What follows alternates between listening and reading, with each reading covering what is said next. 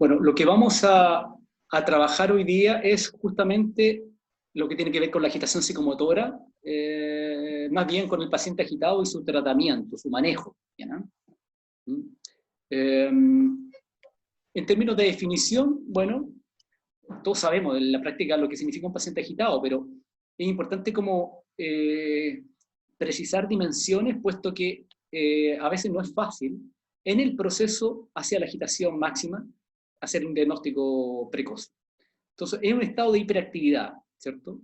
De psicomotora, digamos, una impulsividad y alteraciones, tanto emocionales y afectivas, que se expresan a través de una conducta que tiende al descontrol, que tiende a ser bastante estereotipada, repetitiva, y sin un propósito claro, a pesar de que en el proceso lo puede haber, digamos.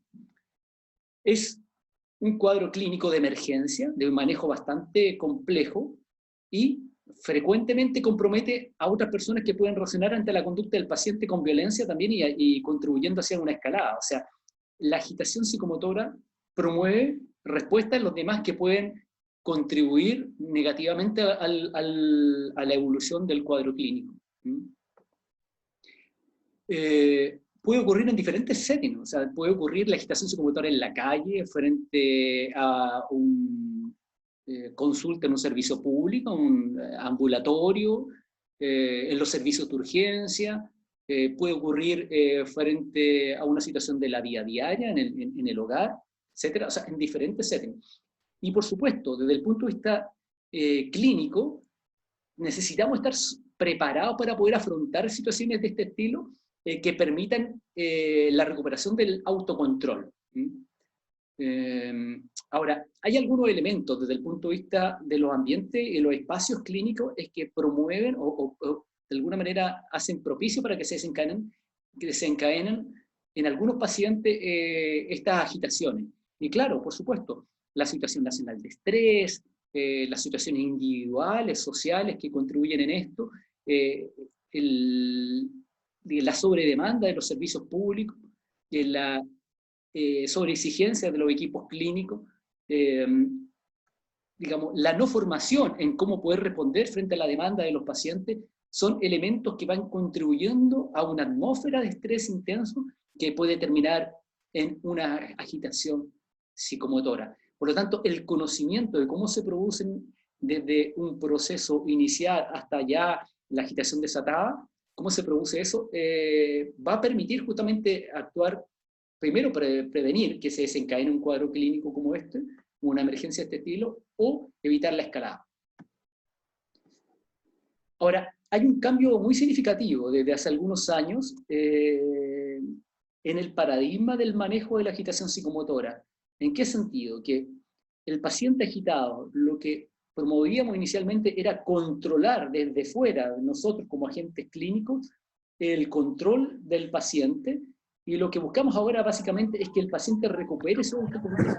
O sea, nosotros actuamos como facilitadores de la recuperación del autocontrol, porque eso incide en una mejor evolución y en una mantención o mejoría de la relación terapéutica con el equipo clínico.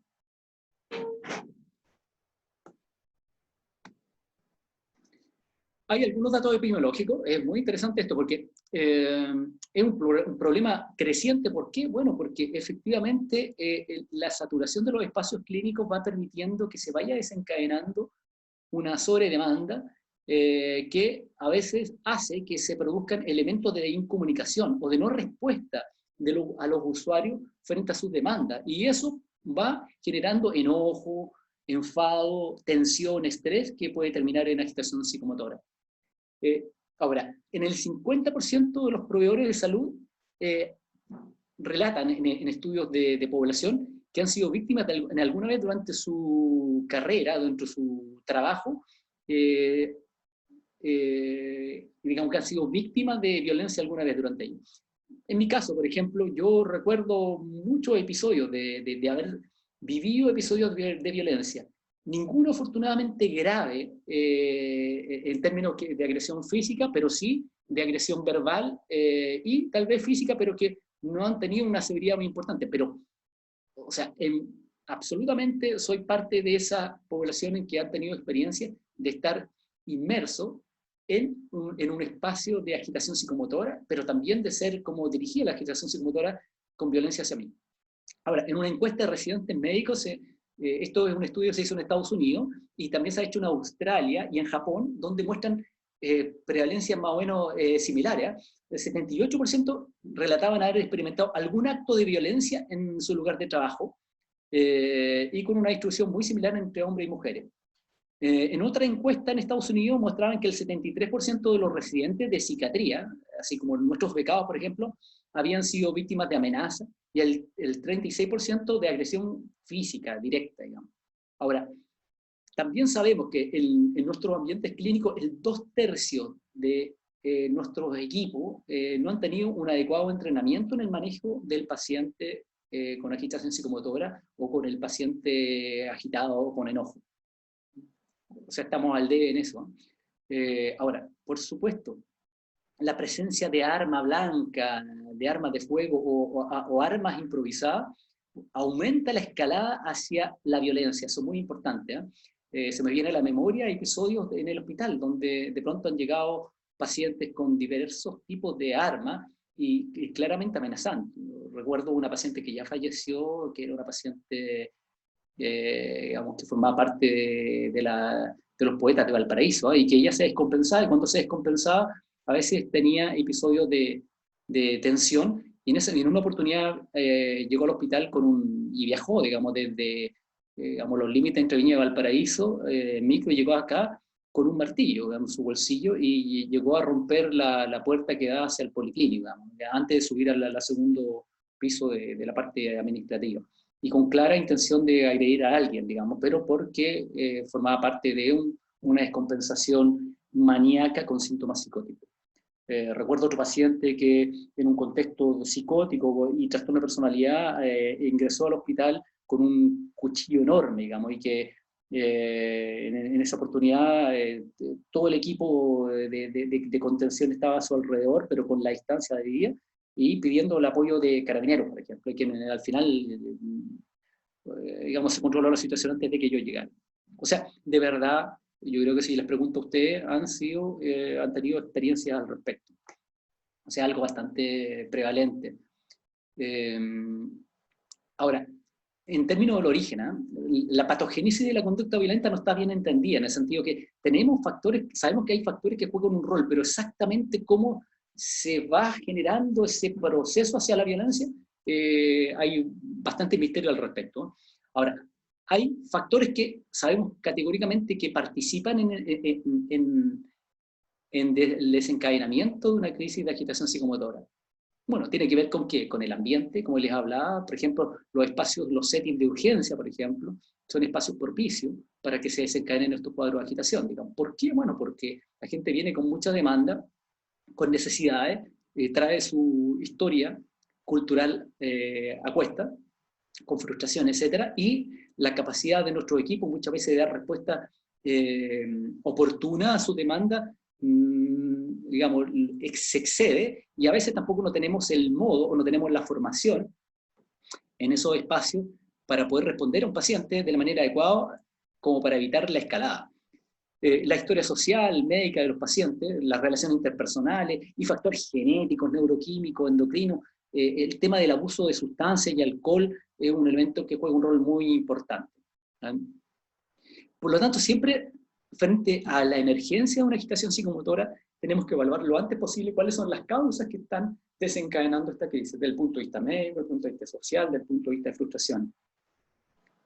En los servicios de urgencia tenemos datos. Los servicios de urgencia, las intoxicaciones, los síndromes de privación por droga y alcohol son las causas más comunes de agitaciones psicomotoras violentas.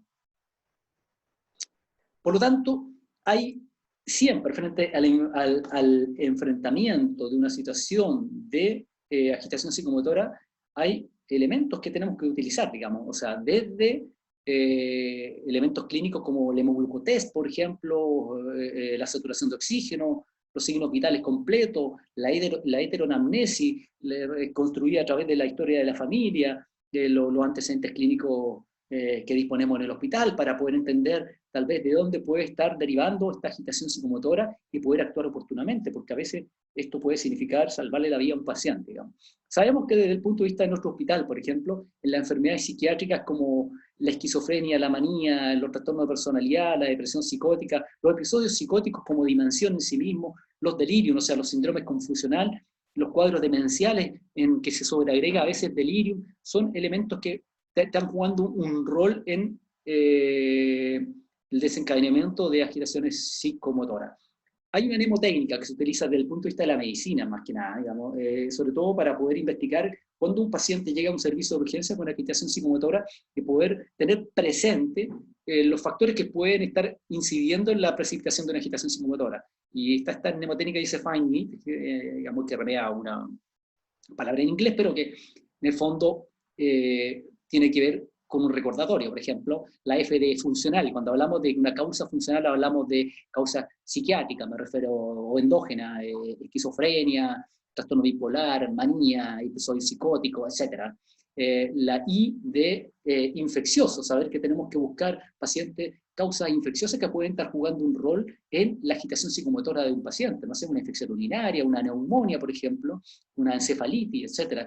Causas neurológicas, agitaciones psicomotoras por una hematoma subdural, o, por ejemplo, es muy clásico esto, hemorragias subaracnoideas que generan mucho dolor y agitación psicomotora, por ejemplo, y porque eso nos puede permitir escoger muy mejor o no cómo va a ser el manejo clínico de esa agitación psicomotora. No podemos administrar cualquier tipo de medicamento, si es que hubiera que administrarlo. La D de droga, por ejemplo, y la M de metabólica. Cuando hablamos de metabólico nos referimos a una hipoglicemia, una hiperglicemia, etcétera, digamos.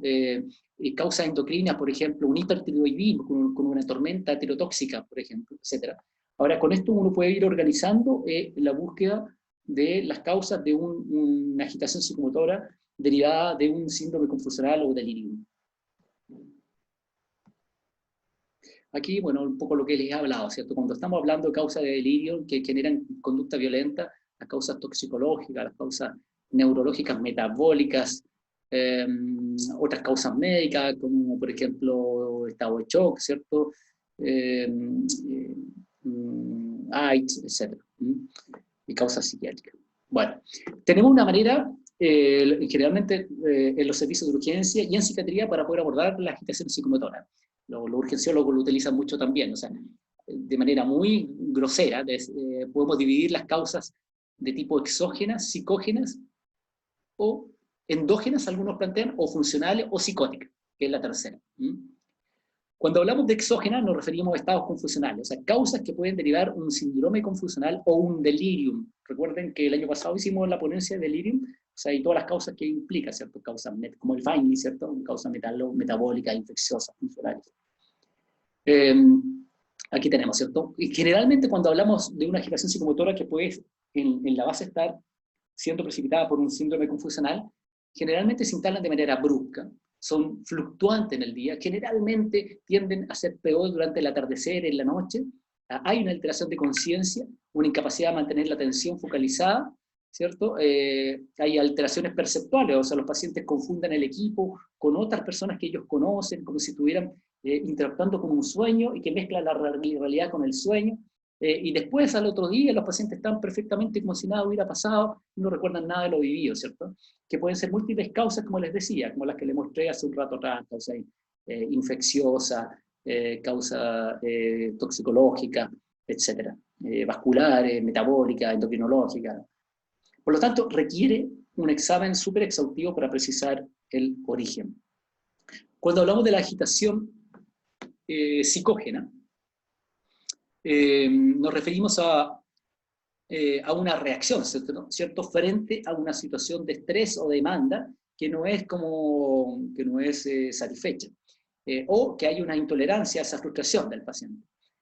Recuerdo, por ejemplo, bueno, ¿y cómo podemos averiguar esto? O sea, ¿cómo podemos hacer la diferencia? Oye, ¿esto que está pasando forma parte de un delirio o un cuadro psicótico? ¿Qué está pasando? ¿O es una agitación psicógena? O sea, que factores psicológicos que pueden estar jugando un rol en el desencadenamiento. Bueno, ahí importa mucho los antecedentes que podemos recabar en la familia, y que a veces nos pueden orientar bastante a qué es lo que tenemos que hacer con ese paciente, ¿cierto? Y donde el centro de la descompensación está básicamente dada en el enfado, en el enojo, y su escalada hacia la rabia, el descontrol impulsivo.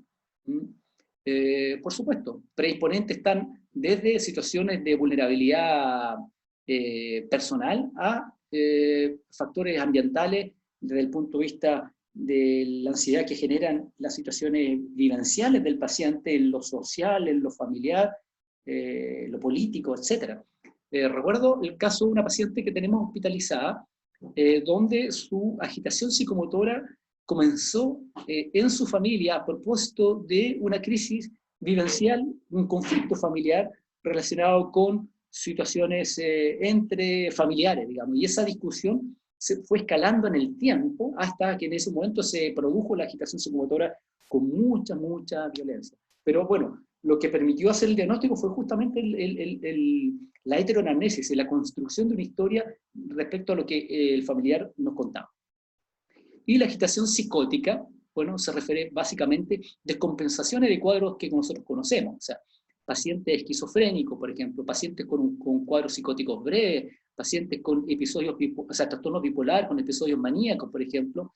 Pero también aquí podemos tener a veces pacientes consumidores de droga en que hacen cuadros psicóticos debido al consumo de drogas también, digamos. O sea, todos estos cuadros de descompensación pueden generar agitaciones psicomotoras y que tienen tal vez una manera de presentación discretamente distinta a las otras, pero que no es de por sí fácil de diferenciar. ¿Mm? El mejor predictor, por ejemplo, en pacientes con cuadros de agitación psicótica o pacientes con reacciones vivenciales anormales, o sea, de agitaciones psicógenas, es justamente los antecedentes clínicos, o sea, experiencias de conducta violenta en su historia digamos, pasada, puede hacer predecir que se puede volver a presentar de nuevo. Ahora, en general, ¿cómo manejamos las agitaciones psicomotoras, cierto? Bueno, yo les hablaba al comienzo en la introducción cómo el paradigma va cambiando, ¿cierto? O sea, parece ser que más que controlar a un paciente desde fuera, lo que tenemos que ir implementando es cómo podemos contribuir a que ese paciente colabore en su autocontrol. Ese es como el camino. Y lo vamos acompañando hasta el final, digamos. Como en una balanza de mayor acción del punto de vista clínico a una mayor acción de parte del autocontrol, dependiendo del momento en que abordamos al paciente. Ahora, toda prevención, todo manejo de la conducta violenta corresponde primero prevenirla, identificarla y tratarla. Y para eso requerimos de un equipo capacitado, eso es muy importante. Yo diría que por esto tiene fundamental importancia lo que estamos hablando ahora. Ayer el doctor Briceño habló de cómo prevenir la agitación psicomotora en la población infantil. Bueno, aquí pasa un poco lo mismo. Necesitamos que todos los que tienen que ver con pacientes, incluso me refiero a los funcionarios de nuestro hospital que elaboran en la parte administrativa, en algún momento también van a tener que interactuar con nuestros pacientes. Por lo tanto, se requiere formación, se requiere entrenamiento en el manejo de estos cuadros clínicos. También se requiere un personal adecuado, o sea, para poder tratar con pacientes, indudablemente necesitamos tener cierta capacidad, cierta situación innata, por así decirlo, o formativa en nuestra vida, esa capacidad innata de empatizar con el paciente, o sea, de poder ponernos en el lugar de lo que le pasa al paciente y a la vez, junto con ello, tener esa compasión, o sea, ese ánimo de aliviar el dolor o la situación que al paciente le está ocurriendo. Bueno, también importa mucho tener esa capacidad de tolerar frustraciones y de poder tener una capacidad formativa tal vez de poder identificar cuánto de lo que nos está pasando corresponde a interpretaciones de lo que estamos viviendo y que nos afectan en cosas personales y no tienen que ver con lo que realmente le está pasando al paciente, por ejemplo. No sé si me explico, o sea, creo que hay elementos estructurales desde el punto de vista psicológico de cada uno de nosotros que puede jugar un rol y que nos puede permitir decir, oye, sí, mira, yo puedo trabajar con pacientes y por supuesto, cuando uno elige dentro de lo posible un trabajo, debe contemplarse ese factor, porque estamos trabajando con situaciones difíciles que acontecen en nuestros pacientes y por lo tanto vamos a estar expuestos a situaciones muy tensas y muy extremas. Ahora, también tenemos evidencia de que la formación, digamos, o sea, el entrenamiento en el manejo de estas cosas contribuye muy positivamente y se pueden adquirir herramientas para poder ir como formándonos en el manejo y la diferenciación de lo que le pasa al paciente con lo que nos pasa a nosotros. Por supuesto que en esto también la estructura física bien diseñada importa mucho. Bueno, nuestros hospitales han ido formando, sobre todo el Hospital Salvador, ¿cierto? Cada vez hemos ido construyendo en el tiempo cototos, espacios que a veces no contemplan un poco lo ideal de los espacios clínicos. Pero bueno, es algo que siempre, algo podemos hacer para ir acondicionando los espacios físicos para justamente poder manejar situaciones de emergencia como estas de las que estamos hablando.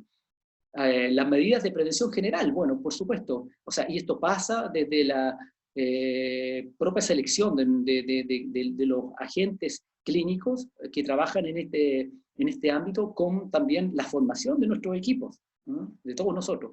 Y no solamente la formación teórica, sino que el entrenamiento importa mucho. Por supuesto, por mucho tiempo recuerdo que nuestro hospital no tenía personal de seguridad, no teníamos guardias, por ejemplo, entonces, porque no se estimaba, porque no había recursos, etc. Bueno, y sabemos que personal de seguridad es muy importante. Por ejemplo, los servicios de urgencia, el personal de seguridad es extremadamente importante. Bueno, aquí nos hemos dado cuenta que cada vez más necesitamos personal, ojalá un personal adecuado, digamos, y entrenado en esto. Sistemas de alarma. Bueno, si hay botón de pánico, fantástico, pero si no hay, sistemas claves que nos permitan convocar justamente a los equipos preparados frente a una situación de emergencia. Acceso controlado, por supuesto, cada vez estamos abogando porque eso ocurra. Cuando se vulnera un poco ese control, claro, quedamos mucho más expuestos, la población clínica, nuestros propios pacientes quedan más expuestos a estas situaciones extremas. Por lo tanto, la educación, aquí en negrito, educación de equipos clínicos en la prevención y manejo del paciente agitado, incide en la reducción de violencia y da una sensación de mayor satisfacción en el trabajo que estamos ejerciendo. O sea, la formación y el entrenamiento genera un nivel de seguridad, un nivel de satisfacción por poder entender cómo se manejan estos cuadros. Por lo tanto, independientemente de la teología subyacente, la agitación debe ser abordada como una situación de emergencia, al mismo nivel que, por ejemplo, las reanimaciones o las emergencias cardiovasculares y respiratorias, ¿cierto? En los casos de paro cardiorrespiratoria, lo que nosotros conocemos como, por ejemplo, los ACLS, ¿cierto? ¿Cómo podemos o hacer eso, o BSLS, que significan el abordaje de resucitación o de soporte cardiovascular en pacientes con emergencia de ese estilo, ¿cierto? Donde los equipos de emergencia, nosotros lo hemos tenido, digamos, todos los años lo hemos estado haciendo, este año tal vez no, donde además del manejo teórico, hacemos una práctica clínica para poder enfrentar a un paciente en un paro cardiorrespiratorio, por ejemplo, ¿cierto? La clave azul de nuestro hospital. Porque sabemos que no solamente importa la teoría, sino que importa para poder asentar el conocimiento y actuar de manera bien efectiva, el entrenamiento permanente, para poder actuar de manera urgente frente a la emergencia que se nos impone. Aquí, en la agitación psicomotora, debemos tener una formación de ese estilo, teórica y de entrenamiento práctico, regular, para poder manejar estos casos clínicos. Y todos, con diferentes niveles de profundidad, al igual que existe el ACLS, o sea, como el soporte vital cardiovascular avanzado, como también el BSLS, el más básico. O sea, como tenemos los protocolos para el manejo de paros cardiorrespiratorios, aquí pasa lo mismo también, digamos, con diferentes niveles de complejidad. Por lo tanto, el manejo de la agitación psicomotora parte con la evaluación del paciente. ¿Y qué significa evaluar al paciente? Implica primero preparar la entrevista y el setting, el lugar donde vamos a hacer la entrevista a un paciente que puede estar en una situación probable de desajuste. En primera instancia, tenemos que tratar con pacientes desarmados. Entonces, ahí, aunque parezca lógico, digamos, como obvio, bueno, se nos pasan cosas. Por eso, digamos, cuando un paciente se hospitaliza, existe la práctica de vestir al paciente y bañarlo, y el uso de la bata hospital para el ingreso, como una práctica estandarizada para todos, porque eso permite que no haya discriminación y que los pacientes y la familia lo sientan como un elemento de seguridad. Bueno, y en esta práctica, claro, hemos descubierto tantas cosas, ¿cierto? O sea, de las cosas más increíbles, digamos, que los pacientes pueden traer y que pueden ser potenciales armas. Elegir el lugar de la entrevista. Claro, necesitamos entrevistar a un paciente con la confidencialidad y la privacidad necesaria, pero eso no significa un espacio aislado. Eso es muy importante. Eso, por ejemplo, aquí en la UCE, cuando entrevistamos a los pacientes, bueno, intentamos no hacerlo solo, y si lo hacemos solo, estar bajo vigilancia y precaución del equipo, porque sobre todo cuando la información es que un paciente puede descompensarse. Entonces, y la disposición del mismo espacio implica muchas cosas. Por ejemplo, implica no dar nunca, por ejemplo, o sea, la entrevista, como estoy acá, nunca entrevistar al paciente entre medio de un escritorio. Ojalá que no sea así. Y si es así, que ambos estemos más o menos equidistantes de la salida, del escape, de la puerta, digamos. Porque al paciente le da una sensación de seguridad y no estar atrapado, y al clínico, frente a una situación de aparición de agitación psicomotora o agresividad, poder acceder al escape rápidamente. Son elementos que tienen que estar súper, súper claros, digamos. Bueno, y no, también, digamos, ojalá la puerta esté abierta, bueno, y si no es posible que esté abierta, dejarla junta, digamos, que no esté nunca bloqueada. Ahora, idealmente, siempre existan dos salidas, pero a veces es la misma salida, pero que el clínico tenga la salida, digamos, mucho más cerca que el paciente, incluso. Bueno, lo otro es que siempre cualquier objeto dentro del escritorio, dentro de la sala, puede ser transformado en un arma. Eso es muy importante tenerlo presente. O sea, cuando se produce la agitación o cuando vamos a entrevistar a un paciente que puede ser potencialmente agitado, tenemos que despejar el espacio. O sea, una corchetera puede transformarse en un arma mortal, una taza, etc. Es muy importante eso, una silla, o sea, que sea lo justo y necesario. Y también cuando hablamos del botón de pánico, como dice aquí, claro, pero por ejemplo en el policlínico existen botones de pánico, no en todos los box, pero también a veces puede significar una clave, una palabra clave que pueda permitir, por ejemplo aquí se utiliza mucho en los espacios clínicos varones, cuando dicen llamar a varones significa que hay un paciente que está en una agitación psicomotora. O por ejemplo, aquí jocosamente digo, necesito que el doctor Armstrong esté aquí, por ejemplo, eso puede significar, ok, clave, todos saben que eso significa convocar varones, prepararse porque puede precipitarse una escalada. Cuando hospitalizamos a los pacientes, tratamos de liberarlos de los anteojos en una primera instancia, los aros, collares, etcétera, que deberían ser removidos, porque pueden significar elementos de autoagresión como de heteroagresión. Respecto a eso en términos del ambiente, pero también implica el manejo frente a la evaluación misma con el paciente. ¿Cómo podemos identificar un paciente potencialmente violento? Bueno, cualquier paciente puede ser potencialmente violento, pero hay algunos elementos que nos orientan. Sabemos que la violencia es bastante más frecuente y más peligrosa en el hombre que en la mujer, pero obviamente hay mujeres muy violentas. Cuando hay historia de violencia es un elemento que tenemos que considerar para poder ir preparándonos frente a la posibilidad de que algo ocurra. Sabemos, por ejemplo, sobre todo en los servicios de urgencias, que las drogas y el alcohol son el elemento más presente en las agitaciones psicomotoras violentas. El obtener antecedentes familiares respecto a conducta violenta en el pasado. Por lo tanto, la evaluación, indudablemente que parte con la valoración del riesgo y la atención a las medidas de seguridad, tanto ambientales como de los equipos preparados para esto. Bueno, aquí es muy interesante que la violencia rara vez ocurre de un segundo a otro. O sea, siempre hay como elementos que uno puede identificar y que nos pueden ir alertando que esto puede ir a una escalada. Por ejemplo, recuerdo una agitación psicomotora que hubo ayer en la UDB, donde un paciente en el aislado solicitaba reiteradas veces conversar. Y como eso no se fue dando en el momento oportuno, fue aumentando del enojo a una cierta resistencia a las indicaciones que el equipo clínico le daba. Luego avanzó hacia una cierta irreverencia y finalmente vino la confrontación y la agitación psicomotora. O sea, Y en eso pueden pasar minutos, a veces bastante más, ¿no? Entonces, mientras más precozmente podamos identificar esa escalada y actuar, tenemos mejores resultados. Y evitamos, digamos, justamente llegar muy tardíamente con todo el daño que eso puede significar. Esto, que también está destacado en negrito, significa no confiarse demasiado en su capacidad de predecir la agitación. ¿Qué significa esto?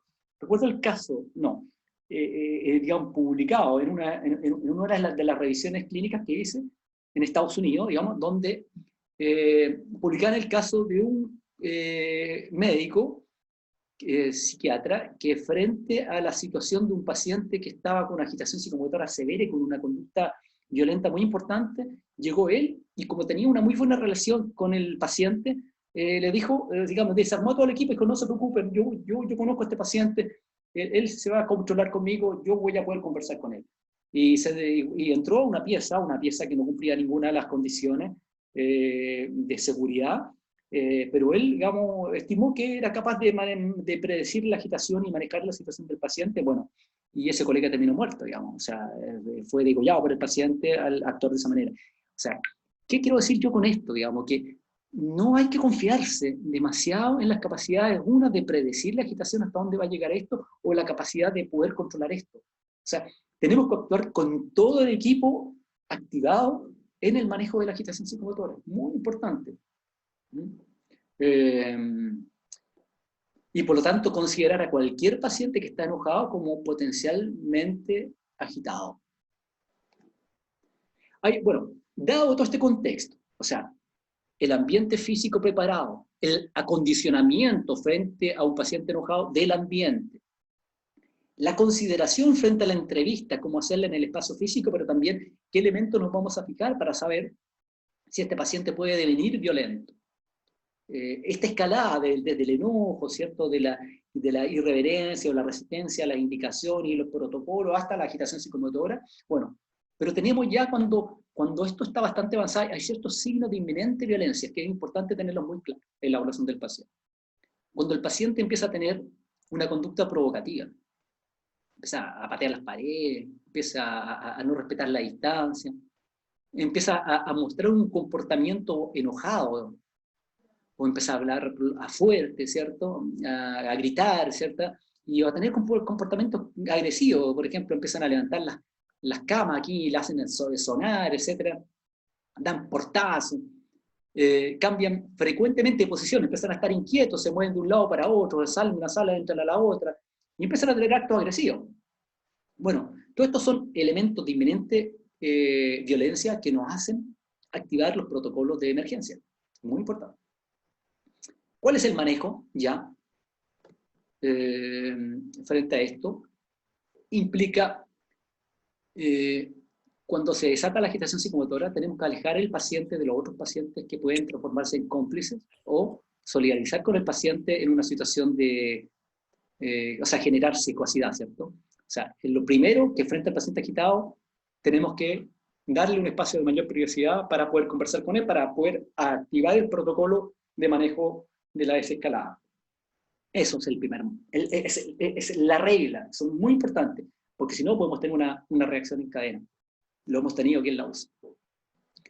La evaluación expedita para evitar la escalada, ¿cierto? O sea, tenemos que evaluar cuáles son los factores de riesgo, factores de inminencia, inminente desajuste conductual, factores ambientales, etc.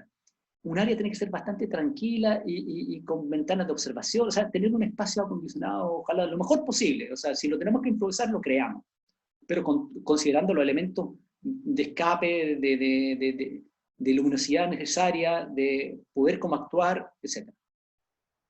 Y en este manejo de la escalada del enojo del paciente, tenemos que involucrar al paciente en la elección del tratamiento.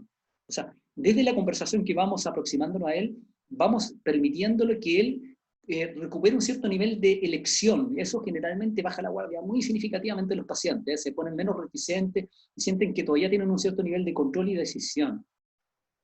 Y por supuesto que el tratamiento en general debe apuntar a la causa de la agitación, ¿cierto? Hablábamos de cierta causa exógena, me refiero por intoxicaciones, deprivación, por causas metabólicas, infecciosas, causa psicógena, por problemas, por no una respuesta oportuna a una demanda del paciente, o causa psicótica, porque el paciente está delirando y piensa que está en una situación de inminente daño y va a actuar con violencia.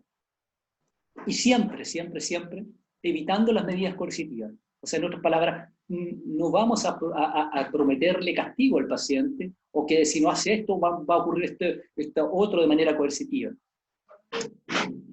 Siempre un buen tratamiento en este cambio del paradigma debe significar promover al paciente para que mantenga el control, apelar a los elementos que el paciente tiene para que se autocontrole y construir una relación de confianza con el paciente y el paciente con nosotros como cuidadores.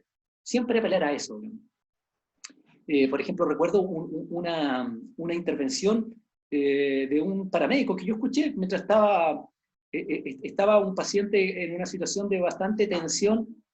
Fue un paramédico a conversar con él, o un auxiliar de servicio, recuerdo, y que el paciente pedía ir al baño, y estaba autorizado, correcto, lo sacó, y el paciente, estando en el baño, se empezó como a poner bastante tenso, y alegaba, y decía cómo lo había pasado mal en el servicio de urgencia, cómo allá no lo habían respetado, porque ni siquiera le habían preguntado si necesitaba o no un medicamento. Bueno, y el auxiliar de servicio le empezó a decir, bueno, pero tú has tenido, yo te puedo entender eso, pero tú te puedes dar cuenta cómo nosotros estamos interactuando contigo, que es bastante distinto. Bueno, y esa intervención de una relación que le permitiera al paciente tener confianza, permitió que el paciente se calmara y colaborara y hiciera la diferenciación. O sea, fue una excelente intervención que permitió una desescalada, hecha por uno de los auxiliares de servicio de la unidad.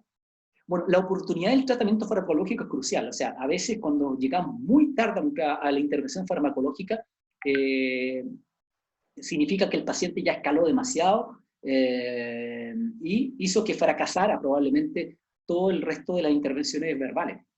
O sea, la oportunidad de un tratamiento farmacológico puede ser crucial también, pero siempre respetando un poco la decisión del paciente. ¿Te parece si te damos un medicamento? ¿Te parece si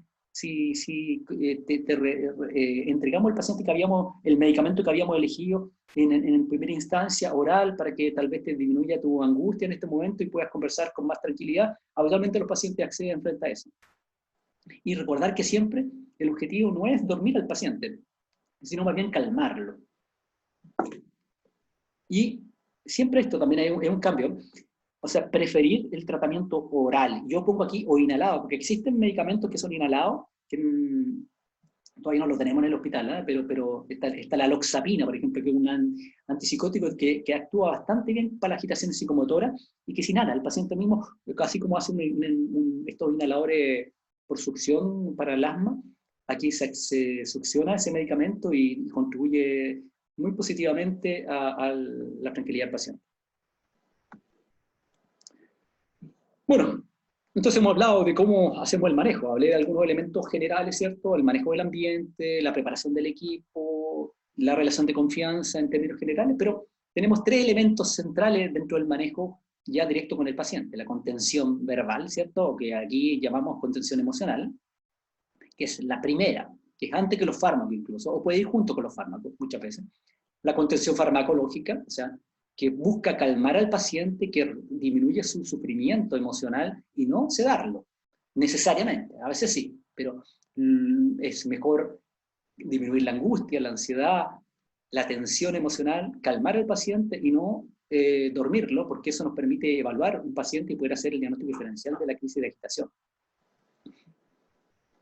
Y por supuesto, si llegamos muy tarde al manejo farmacológico, esto incrementa los riesgos de daño para el equipo, para el ambiente y para el propio paciente. Y finalmente, la contención física.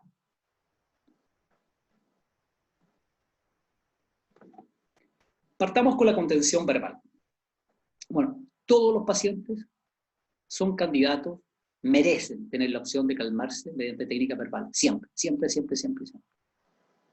Y si es que pensamos que un paciente no va a responder porque está muy psicótico, está muy desajustado, está muy violento, siempre debemos acompañar un elemento verbal dentro de los otros tipos de contención, de lo físico también.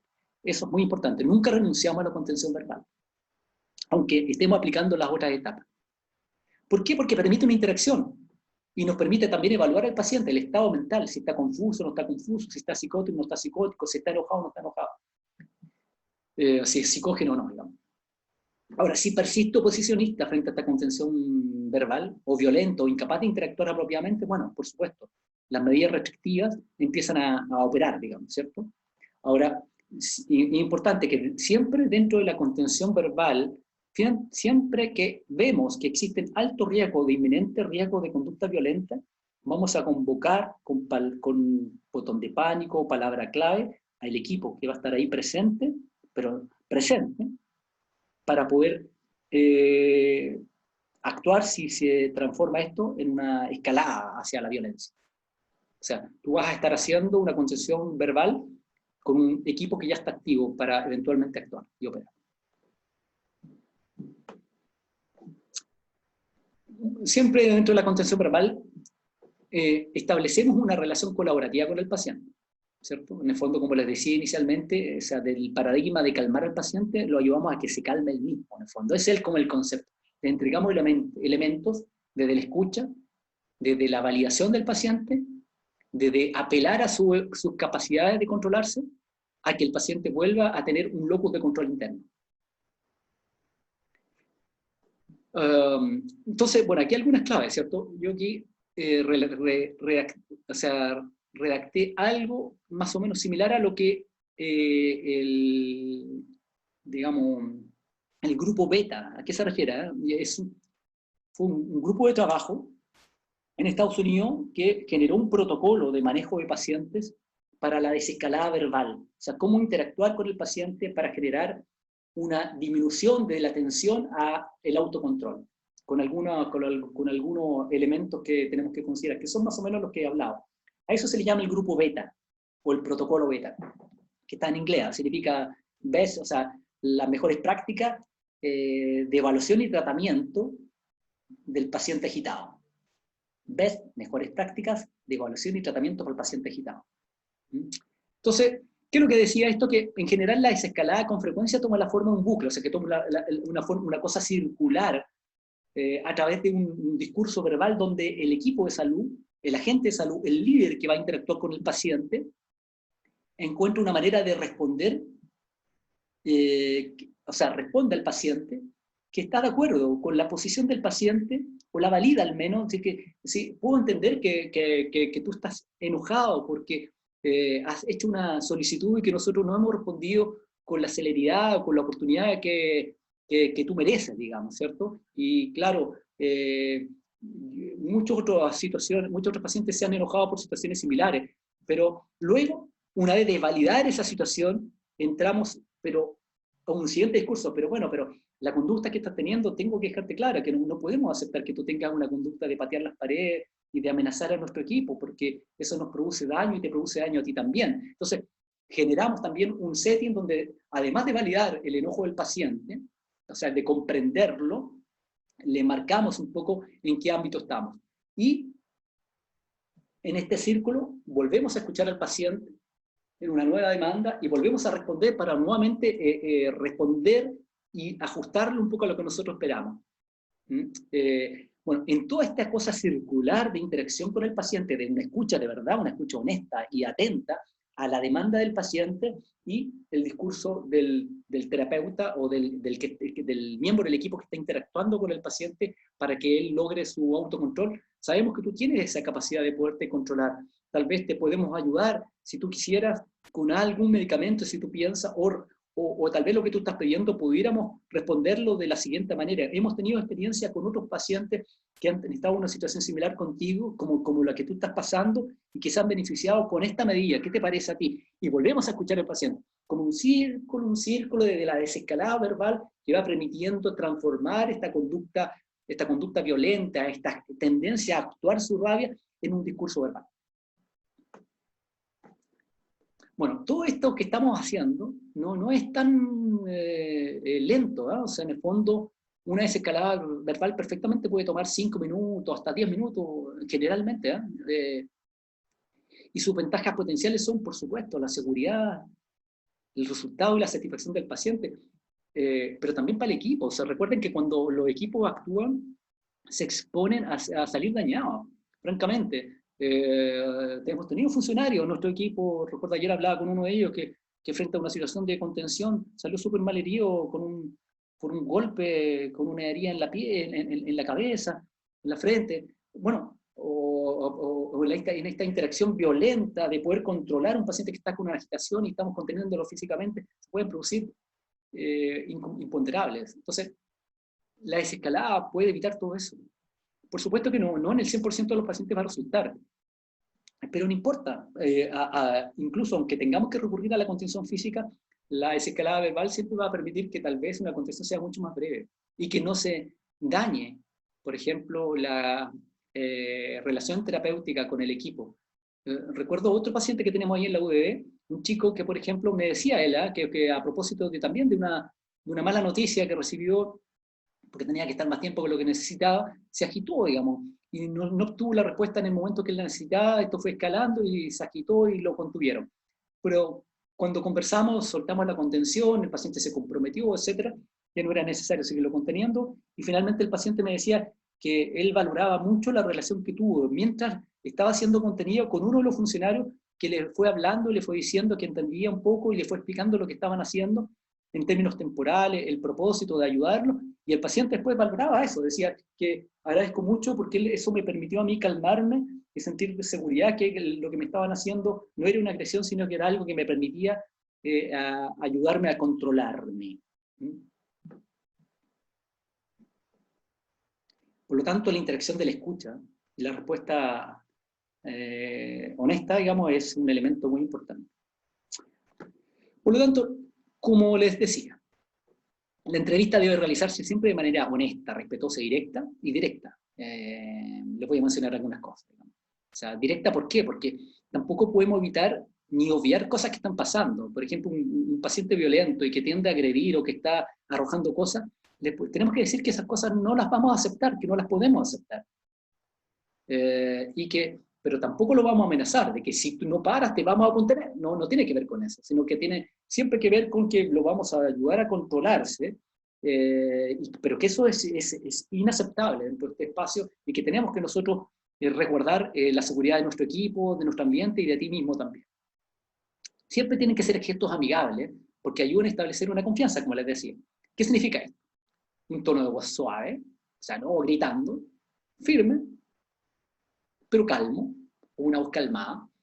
Evitar el contacto ocular directo. Ahí, ¿en qué sentido? Digamos? Recuerden que la mirada directa, fija y mantenida en el tiempo puede ser una provocación. Digamos. O sea, esto es bien primitivo. Digamos. Los animales pasa con los animales, de los elementos, digamos, de las situaciones violentas más fundamentales de los animales, nosotros como parte de ese reino, también actuamos un poco en estos momentos de agitación así. Por lo tanto, hay que evitar el contacto ocular directo. Lo miramos a su ojo de manera honesta, pero no fijamente, ni provocativamente, y con una variabilidad. O sea, lo miramos y bajamos la vista, pero siempre al frente y muy atento.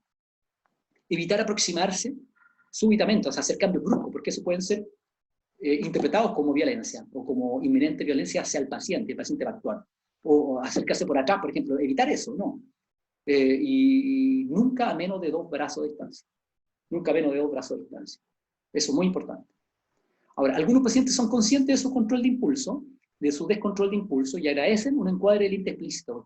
Por ejemplo, aquí puse un ejemplo, puedo ayudarlo con su problema, pero no puedo permitir que continúe amenazando. O esto no funciona con todos los pacientes. Si un paciente muy paranoide o un paciente antisocial que va a sentir que eso es una provocación y se ve en un ambiente en que él todavía puede tener el control, tal vez eso va a generar una escalada también. Por eso es importante ir viendo cuál es el setting, cuál es el momento, es un elemento muy dinámico. Cuando hablaba de la formación y las capacidades de cada cual para poder trabajar con pacientes agitados, tiene que ver con eso también, porque estamos trabajando con cuestiones muy dinámicas, que no hay nada totalmente establecido. Los protocolos nos ayudan a contener y saber cómo actuar, pero las dinámicas, las situaciones son muy cambiantes. Y eso a veces puede contribuir a nuestra inestabilidad. Entonces, el tener una formación al respecto, el tener esa capacidad de poder trabajar con esa dinámica, incluso como entretenerse con eso, o sea, sentir como amor por lo que uno está haciendo, es un elemento muy fundamental para tener la sensación de bienestar con el trabajo que hacemos. Bueno, un error importante es no tratar directamente el tema de la violencia, como les decía. O sea, no podemos obviar, si alguien está arrojando cosas, no podemos dejar de tocar ese tema. o si alguien fue provocativo sexualmente con alguien, algún funcionario, no podemos dejar, no podemos obviar. Hay que tocar ese tema. ¿Usted trae un arma, señor? ¿Usted quiere dañar o dañar a otros?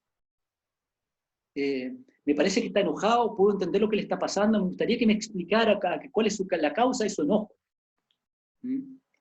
Y se aumenta la agitación, siempre hablando de modo conciliador, activar los protocolos, activar los equipos que pueden ser requeridos en cualquier momento. Pero siempre aplicando, usted tiene fuerza de voluntad, que es capaz de controlarse, le podemos ofrecer un medicamento que pueda ayudarlo, si prefiere oral, también tenemos la opción inyectable, etc. A veces el poder considerar la elección del paciente también nos calma significativamente, y no vamos a inyectar. A menos que estemos en una actitud violenta inminente de riesgo para sí mismo y el otro. Por eso es muy dinámico. Por lo tanto, el objetivo es garantizar seguridad del paciente, del equipo y de los otros en el área, de los otros pacientes, y del espacio físico también. Ayudar al paciente que maneje sus emociones, su estado de tensión, y que mantenga o recupere el control de su conducta. Evitar las medidas coercitivas, evitar las restricciones mientras sea posible, evitar el aislamiento, etc., a menos que sea posible, lo más posible.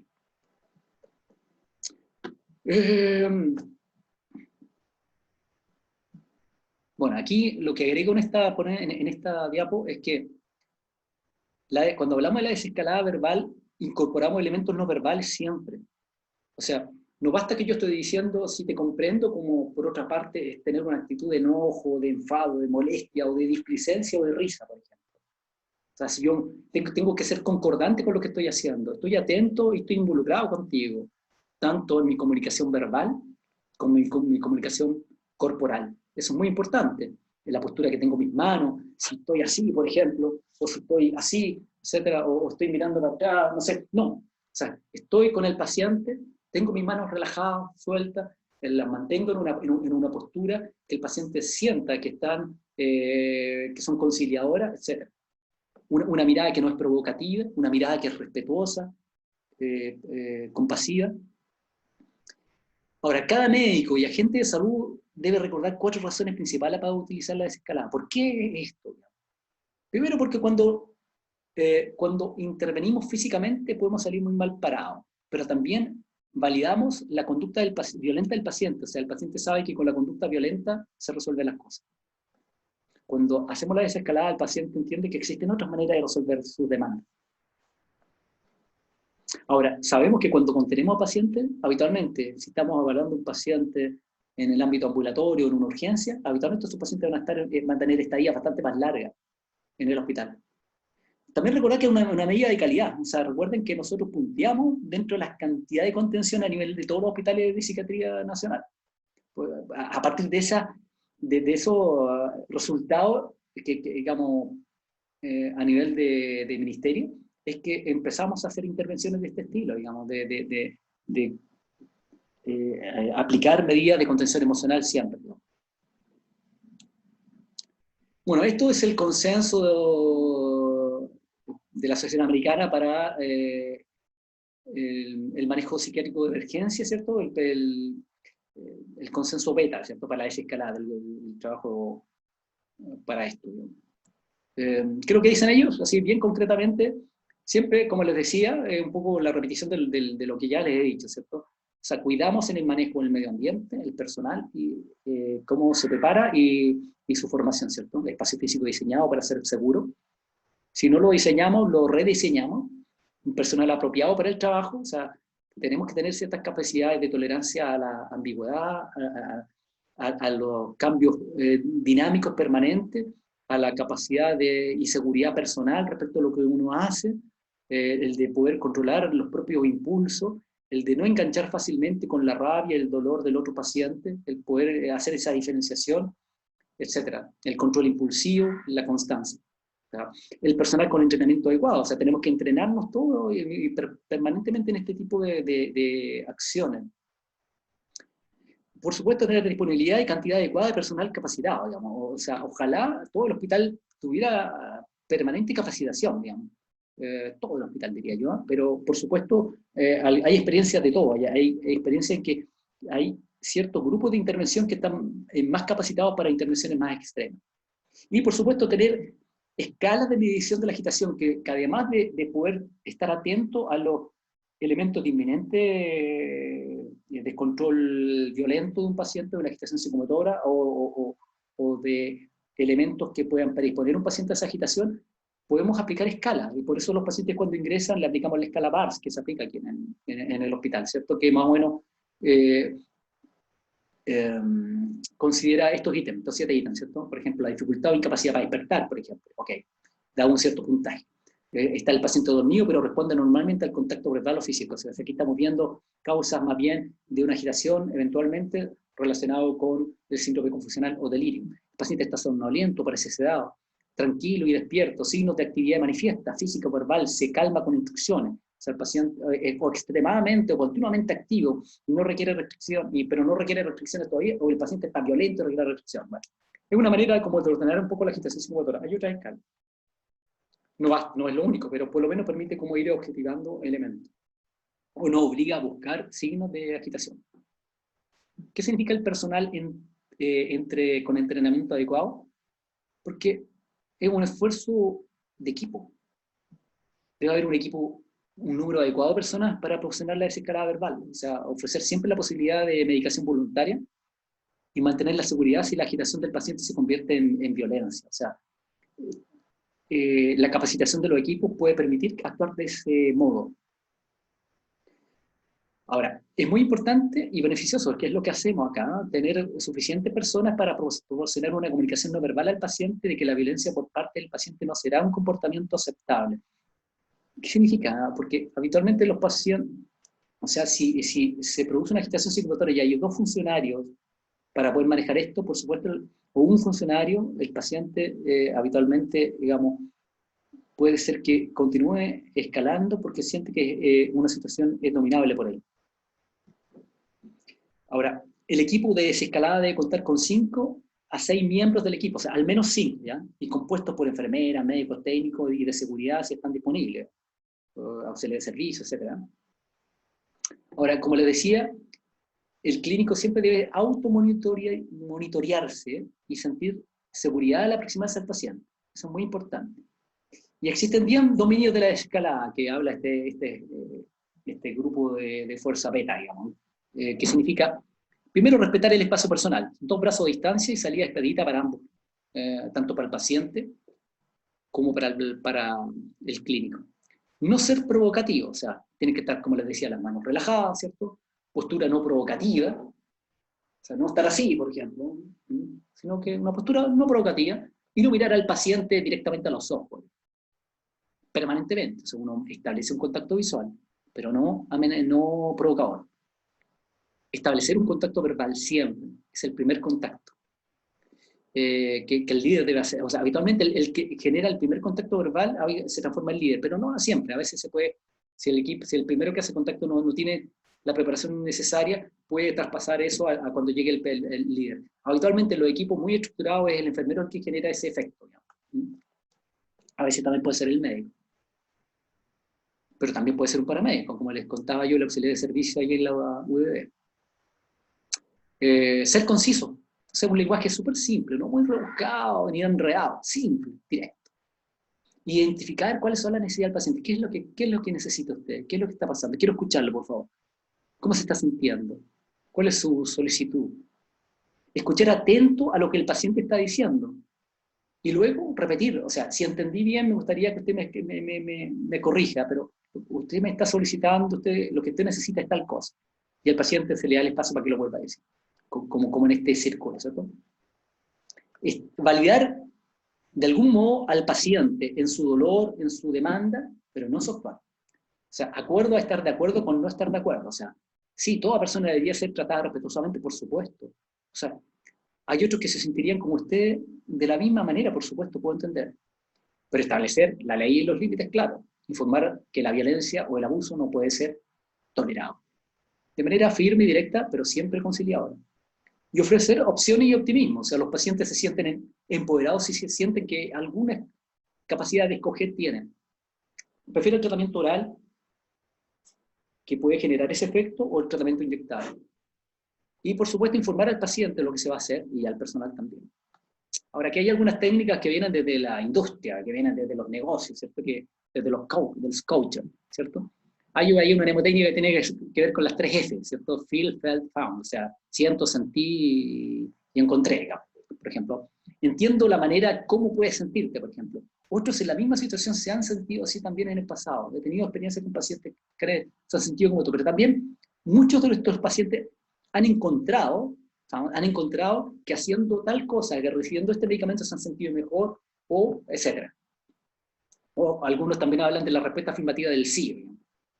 Por supuesto, voy a responder tan pronto como me desocupe con este otro paciente, voy a venir a conversar con usted. Ok, pero primero usted necesita tal vez tomar esta pastilla.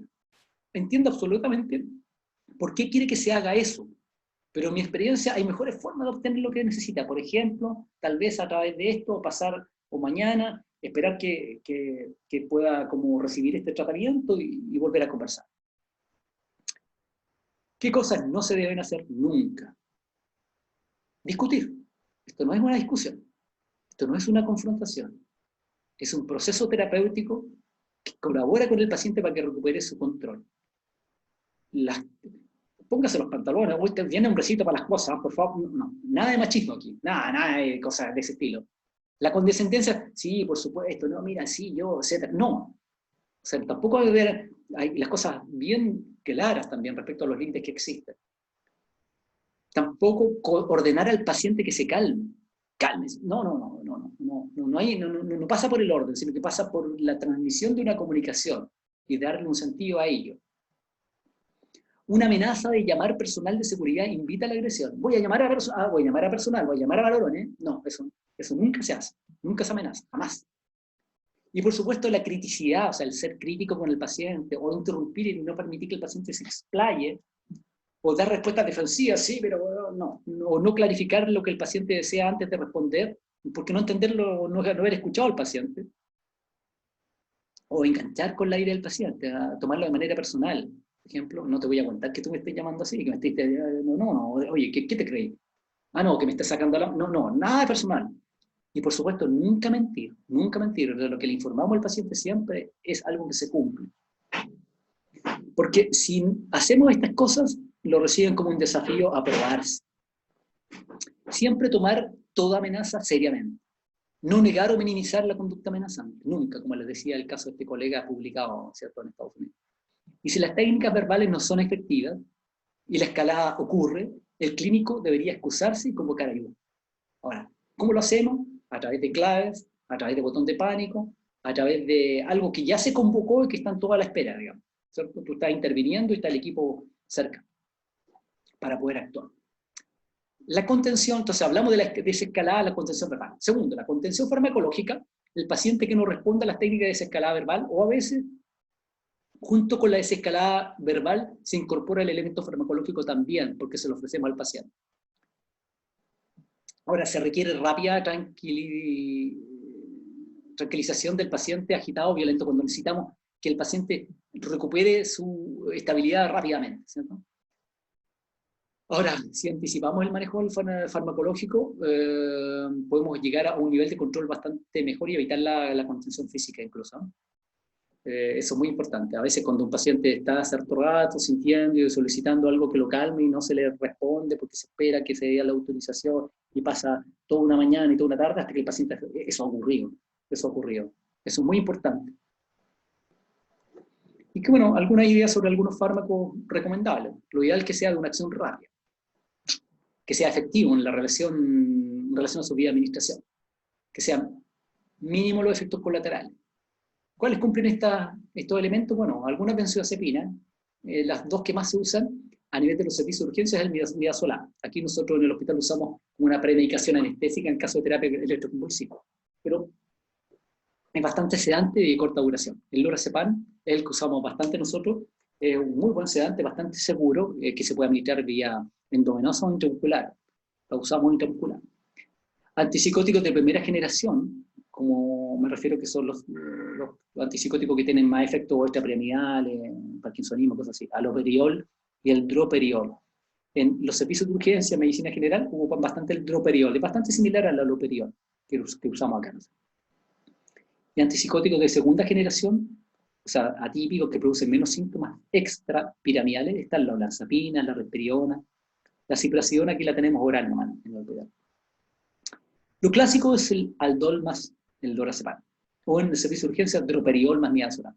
También tenemos algunos otros recursos, por ejemplo, cisordenol albutar, que es el suclopentixol, que es un antipsicótico, que es bastante antiagresivo y que tiene una duración interesante, que dura de 24 hasta 72 horas incluso.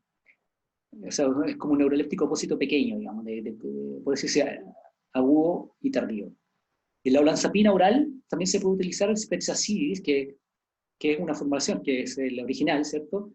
Que es como una oblea, una pastillita que tú te la pones en la boca, se te deshace, se transforma en líquido al tiro, entonces es imposible que el paciente no se la trague, digamos. Y actúa bastante rápido. Que puede ser oral o intramuscular también, que lo tenemos aquí, tenemos el intramuscular en el beta, no tenemos el sí. Y bueno, yo le menciono aquí la ketamina, que está muy en boca. La ketamina es un anestésico, pero que está súper como estudiado en este momento porque se está planteando, por ejemplo, en una dosis de 0,5 miligramos por kilo de peso intravenoso o intranasal, generaría un efecto de apagar las ideas suicidas, por ejemplo. Pero también se utiliza en la agitación psicomotora con alto riesgo, porque puede ser crisis convulsiva, crisis hipertensiva, dependiendo de la dosis. Pero en servicio de urgencia lo han utilizado en casos de violencia muy extrema. De repente nos llegan pacientes que ya, aquí aparece un protocolo, pero bueno, lo que hice copiar no se ve muy bien. Y la contención física, como última medida, ¿cierto? Solo cuando a pesar de todas las otras medidas anteriores no se logró el control. Pero siempre entender que la contención física no es un castigo, nunca es un castigo ni una amenaza, es un colaborador terapéutico para que el paciente recupere su control y no genere daño a sí mismo o a los demás. Por lo tanto, siempre debe ser informada y debe ser acompañada de una contención verbal y emocional. Siempre, nunca renunciar a eso, siempre la información, aunque el paciente escupa, aunque el paciente grite.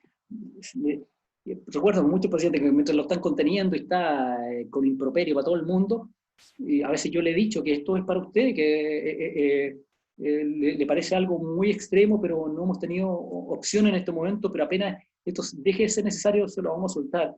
Y vamos a esperar solamente que el medicamento haga efecto y vamos a volver a conversar. Esto es solamente para ayudarlo. Puede ser molesto, pero vamos a estar súper atentos a cualquier demanda y problema que pueda tener, por ejemplo. Eso ayuda a que los pacientes se controlen mucho más rápidamente. ¿Cuáles son las indicaciones? Como le decía, inminente daño para los otros, inminente daño para el paciente. A veces cuando hay una interrupción significativa de un tratamiento importante, el paciente rehúsa y no quiere o no, bueno, y tal vez puede ser una indicación. Y cuando hay un continuum de programa de tratamiento conductual efectivo, pero eso muy excepcionalmente, ¿eh? Para correcciones conductuales consensuadas con un paciente, un poco a veces como la Jennifer Parra. Bueno, clasificación de 3 categorías de indicación, como lo dije, ¿cierto? Cuando hablamos de lo orgánico, que para que un paciente que está, por ejemplo, con un deterioro cognitivo, que tiene riesgo de caída, por supuesto, pueden hacer una contención para evitar recaída, pero también para que facilite la evaluación. En el paciente con una psicosis, que en donde las técnicas verbales no responden, claro. Y en trastornos de personalidad, donde las técnicas verbales a veces no son útiles, muchos pacientes sí son útiles y tenemos que recurrir a esto. Ahora, el aislamiento, cuidado con el aislamiento. ¿Para qué el aislamiento? El aislamiento no es castigo, el aislamiento es para disminuir los estímulos ambientales. Pero siempre que tengamos un aislamiento que sea seguro para el paciente, muy vigilado, cuando aislamos a un paciente lo transformamos en una UTI. O sea, es un paciente sujeto a una unidad de tratamiento intensivo y una unidad de cuidado intensivo. Contraindicaciones, cuando un paciente está hemodinámicamente estable no lo podemos aislar. Al contrario, no lo podemos aislar. Cuando está con una crisis social tampoco podemos aislar a un paciente. Cuando está con automutilaciones tampoco, o cuando está en un estado de sobredosis. Contención física, algunas palabras sobre la contención física. Es el último recurso para evitar autodeterioración. Siempre, esto es muy importante, esto es una aseveración que se va a preguntar, por ejemplo. Al menos 5 funcionarios, al menos 5 personas, incluido el líder, entonces está el líder más 5, que actúan en la contención. Ahora, habitualmente el médico no actúa en la contención, a veces, pero ojalá que el paciente no lo vea. no debe actuar en la contención física. Eso es muy importante, eso porque que quede muy claro, porque a veces puede parecer que, oye, y el médico estaba ahí y no hizo nada. No, el médico, porque eso puede estropear muy significativamente el rol del médico en la relación terapéutica. Pero sí puede colaborar, estando informando al paciente, haciendo contención verbal, dirigiendo al equipo, o eventualmente, si es que algo muy, muy extremo, por supuesto que va a actuar. El enfermero que dirija la ejecución y la administración de medicamentos, fuera de la ejecución puede estar o advierte peligro, dirige la remoción de efectos personales. El líder, que puede ser el mismo enfermero, puede ser otro funcionario, habla con el paciente calmadamente y de manera organizada, el motivo y el curso de la contención, que recibirá una evaluación y tratamiento. Se instruye para que coopere, se acueste para aplicar la supresión. Una vez decidida la contención debe ser aplicada, eso es muy importante. Una vez que se decide la contención, uno no vuelve para atrás. Ah, ya, pero te contribuiste, ya, ok, voy a creer en ti, no te voy a... No, no, se activó la contención y se aplica, porque hemos tenido casos en que a veces, recuerdo el caso de un paciente en la UCE, en que de pronto se produjo una interacción entre el médico y el paciente en medio de la contención y se suspendió la contención. Y después, obviamente, que generó decepción de todo el equipo, pero también el paciente volvió al poco tiempo a una mayor agitación. O sea, ahí no se transa. Si tú activas o sea, tú dices, vamos con la contención, le informaste al paciente la contención, ya tú lo contienes. Tú puedes cambiar después una vez que está contenido, que aplicaste un medicamento eventualmente, que ya llegaste a un momento que ya no es necesario. Entonces son 4 funcionarios como mínimo, más el líder en cabeza. O sea, siempre son 5 funcionarios. El líder más otros 4 más, porque es cada uno por extremidad. Y el líder que está colaborando con la precaución de daño en la parte cefálica. Y si es mujer, al menos un miembro del equipo debe ser mujer, eso es muy importante. Siempre ojalá que haya presente mujeres, eso es muy importante, porque si no, nos podemos meter en una competición muy grave. Por lo tanto, el ambiente, recordar siempre el ambiente, espacios amplios, iluminados, no siempre se logra eso, que sean seguros, retirar todos los objetos potenciales, si está el equipo actuando, los otros están retirando todos los elementos, retirando a otros pacientes que no estén presentes en el equipo, retirar a los familiares, etc. Ahora, cuando entra el equipo, el equipo entra con decisión y muestra profesionalismo. El equipo no puede entrar riéndose, echando talla, interactuando de manera jocosa. No, aquí esto es una cuestión muy seria. O sea, el paciente muestra, o sea, el equipo muestra profesionalismo, que siempre es una actuación de ayuda, que estamos actuando con algo muy extremo, que estamos sobrepasando los derechos más fundamentales de una persona. Sin amenaza. El equipo nunca, nadie amenaza.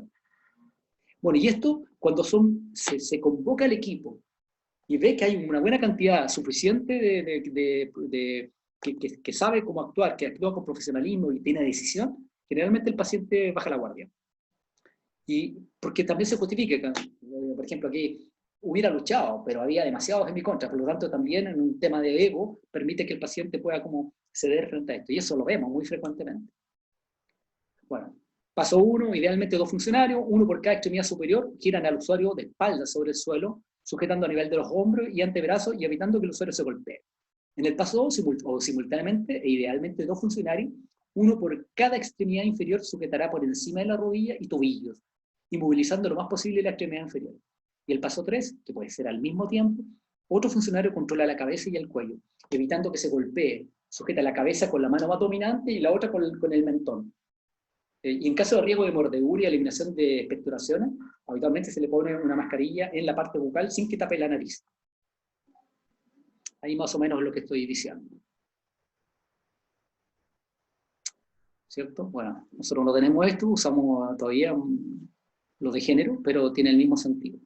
Ahí ustedes ven el paracaídas, las tobilleras, ¿cierto? La piernera, y bueno, enfermería maneja muy bien esto, con los 2 dedos de control que tiene que quedar para cierta holgura, ¿cierto?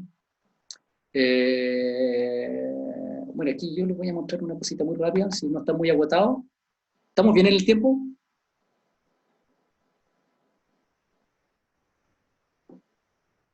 ¿Están ahí? ¿Sí? ¿Vamos bien en el tiempo? Creo que sí, ¿cierto? Sí. Ya, estamos terminando, ¿eh? Mira, le voy a mencionar esto. Pero a ver si que... Disculpe. Pensé que podía hablar... no me resultó, lamentablemente pensé que esto lo tenían Ya, bueno, no importa, había un protocolo ahí donde, como tú puedes manejar la situación de paciente enojado, ¿ah? Pero tal vez en otro momento se los voy a mostrar. Pero aquí hay un elemento súper importante, se los voy a leer. ¿Ah? Defensa contra la agresión. Cuando ya todo esto ha fallado y ustedes son víctimas de una agresión que puede ocurrir, ¿cómo actuar en ese momento? ¿Ah? ¿Cómo aplicar todavía ciertos protocolos? Si usted es asaltada, si es herida, solicita ayuda de inmediato, preferiblemente mediante el uso de un botón de pánico. Si no, llamen al doctor Armstrong, varones, clave azul, etcétera, lo que sea. Mantenga una postura lateral, manteniendo los brazos listos, o sea, nunca los manos en los bolsillos, los más listos para la autoprotección, ¿cierto? Para cubrirse. Si se enfrenta a un puñetazo o a una patada, desvíela con un brazo o una pierna, con lo que sea. Si intenta atragantarle, o sea, si el paciente te intenta ahorcar o agredir o cortar, lo que sea, tienes que meter la barbilla para proteger la vía respiratoria, pegar tu barbilla al tórax, para que el paciente no pueda penetrar ahí y no pueda alcanzar tu carótida. Si es mordido, no se separe, sino que empuje hacia la boca y mantenga las fosas nasales del paciente cerradas para que provocar la apertura. Si es amenazado con un arma, trate de aparentar calma, cumpla con las demandas. Adopte una postura no amenazante y evite los movimientos bruscos. No intente alcanzar el arma si el arma se le cae, no hace nada de eso. Evite las discusiones y la desesperación o las quejas. Si es tomado como rehén, intente establecer una conexión humana con el secuestrador. Yo con un secuestrador rara vez asesinará a alguien si ha establecido una relación. Ofrecerse para administrar a rehenes en caso de una situación de rehenes, enfermos o heridos, hace que parezca menos imprescindible, o sea, prescindible. No regatees ni hagas promesas, y no mientas, ya que las consecuencias podrían ser desastrosas. Asegure al secuestrador que alguien autorizado para escuchar sus quejas o demandas debe llegar sin demora. Si se baja un arma, no la alcance. Bueno, como les decía, ¿cierto? Intente resolver verbalmente la crisis mientras espera la llegada de la seguridad. Llame a las autoridades policiales para proporcionar un negociador de rehenes, esto para en caso de situaciones complicadas. Recuerdo cuando llegó un paciente con un cuchillo enorme, llamamos a carabineros para que vinieran a hacerla, porque ahí ya excedía todo nuestro rol. Claro que no llegó. Y bueno, y cada hospital debe tener un plan de acción en caso de violencia extrema. Eso es muy importante. El plan debe incluir medidas de prevención y seguridad, un medio para notificar rápidamente al personal de seguridad y policía. Por eso nosotros fuimos en una oportunidad, hemos ido varias veces, a hablar con ¿cómo se llama? El capitán de Carabineros aquí de Playa Ancha, para tener una vía rápida, cuando no haya una respuesta rápida a los llamados habituales. Planes de evacuación, tratamiento médico, intervención en crisis. Y hay alguna experiencia con equipos de gestión de violencia capacitados. Más allá de lo que hemos hablado. Y eso.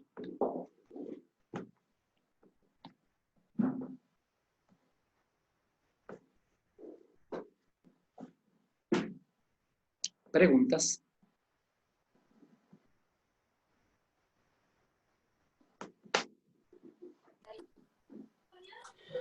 Hola doctora, hola Germán. Germán. Una consulta, pero solo desde la ignorancia en relación a por qué el uso aún de la sabanilla en la contención. O sea, te lo digo porque conozco realidades de otras instituciones psiquiátricas donde no usan este tipo de implementos para la contención física, la cual también es re compleja, sobre todo porque ellos se mueven mucho, hay riesgo de asfixia, sobre todo, ¿no? He visto mucho las correas u otros tipos de implementos. ¿El hospital por qué no ha adoptado, entre comillas, como esta política de cambio, o es porque finalmente les es más fácil este medio para la contención? ¿Sabes qué? Yo creo que hay como dos factores, que no tenemos la experiencia absoluta con ello, con las correas, y los equipos se sienten como cómodos con el manejo que usamos. Por ejemplo, y porque tenemos experiencia un poco externa del uso de las correas y que nos ha dado buen resultado. Por ahí va un poco la cosa. Por ejemplo, el servicio de urgencia, cuando utilizan ese tipo de medidas, a veces parece ser que les genera más dificultades que lo que nosotros hacemos con la sabanilla. Tengo la impresión de que va por ahí un poco la cosa, pero yo creo que como en todos los cambios, no se ha implementado simplemente. Involucra una inversión y un cambio un poco de las prácticas. Así que súper Claro, pertinente claro. intervención. Sí. Yo también es una pregunta que a veces me he hecho, ¿eh? Y tengo la impresión de que hay como comodidad con lo que se hace. O sea, no me atrevo a decir solamente que sea una cuestión de costo. Sí, porque a mí me llama la atención, porque yo, no, porque lo siento, sí, no es tanta, no creo que sea tanta la inversión en las Claro. correas, Mm. aparte que se utilizan re poco, es como, eso me llama la atención, ¿sabes? Porque he visto que hartos como algunos eventos adversos cuando se han hecho algunos tipos de contención después de los tiempos, ¿no? Porque el paciente se mueve mucho. Y las otras Claro. son más fijas, tienen más nivel de sujeción que la sabanilla. Ahí no estoy Eso. 100% seguro. Mira, ahí yo me declaro un En poco general ignorante. no está. Realmente será así, ¿eh? Porque yo he visto a veces que, bueno, una contención con la sabanilla bien hecha funciona bastante bien, digamos. Pero cuando algo falla, claro, ahí se desata, se rompe, se hace todo. Pero la verdad es Sí, que, sobre todo por el uso, porque no todas las salas tienen catres clínicos, ¿cachai? No hay donde de repente donde afirmarlas bien, esas cosas como que en la otra era como más fácil. Yo he visto en las otras también contenciones, obviamente ¿tú has con visto las elementos de otras protección contenciones de con, muñeca, tobillo, con correa? por los rostros. He visto contenciones sí, con correa en el Pinel. Tenían correa, no se usaba sabanilla. ¿Y funcionaba En bien? el Naval también.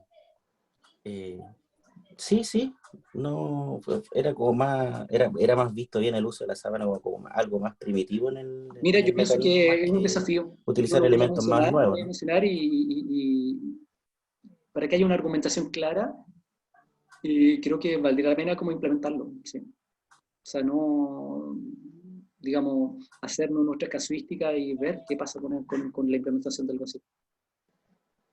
Súper. Claro. O sea, lo consulto solo porque me parece extraño, porque yo llevo casi Sí, 15 años y pues, es como lo mismo. sí, es verdad. Seguimos como igual. Mm. Eso.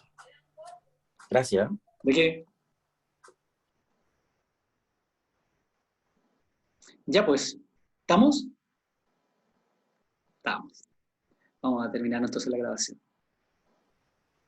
Hoy consulta, Marcelo, en teoría había una clase ahora de doctora Hermosilla que se cambió, dijo